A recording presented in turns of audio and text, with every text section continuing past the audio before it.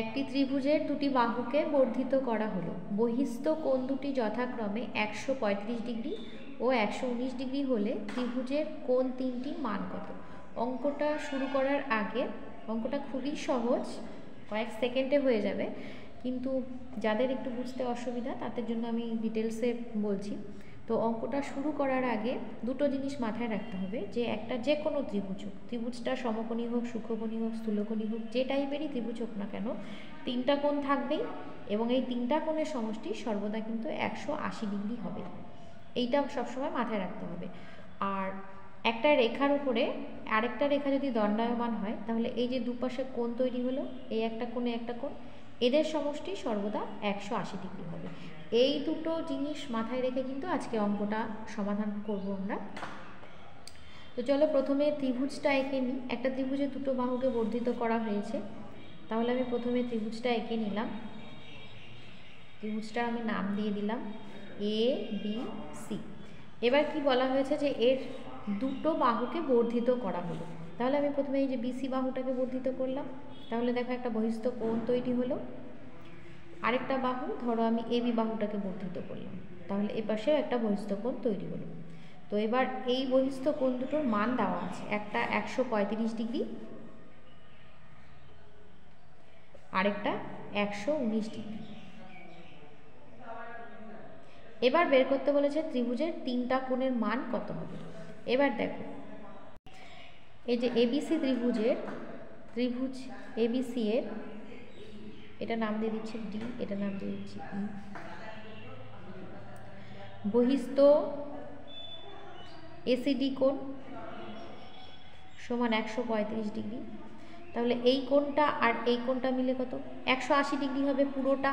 এই যে এই ধর্মটাকে আমরা কাজে লাগাচ্ছি, এই ধর্মটাকে। তাহলে কোণ এসিবি সমান কত হবে?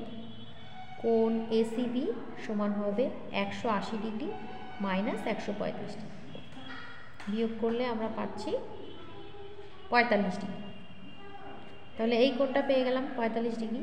এবার এই কোণটা দেখো, ইসিবি, বহিস্থ ত্রিভুজ এবিসি এর বহিস্থ কোণ ইবিসি সমান 119 ডিগ্রি। 119 ডিগ্রি। তাহলে এই যে অন্তস্থ কোণটা, মানে এই কোণটা কত হবে? এই দুটো কোণ মিলে 180 ডিগ্রি। এই সেম এই ধর্মটাকে কাজে লাগাচ্ছি। তাহলে কোণ এবিসি সমান হবে 180 ডিগ্রি মাইনাস 119 ডিগ্রি। বিয়োগ করলে আমরা পাবো 61 ডিগ্রি।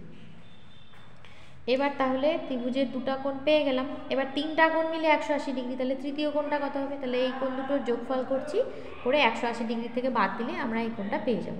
তাহলে কোণ বিএসি, অতএব কোণ বিএসি সমান 180 ডিগ্রি থেকে এই দুটো কোণের সমষ্টি বাদ যাবে, 45 ডিগ্রি প্লাস 61 ডিগ্রি।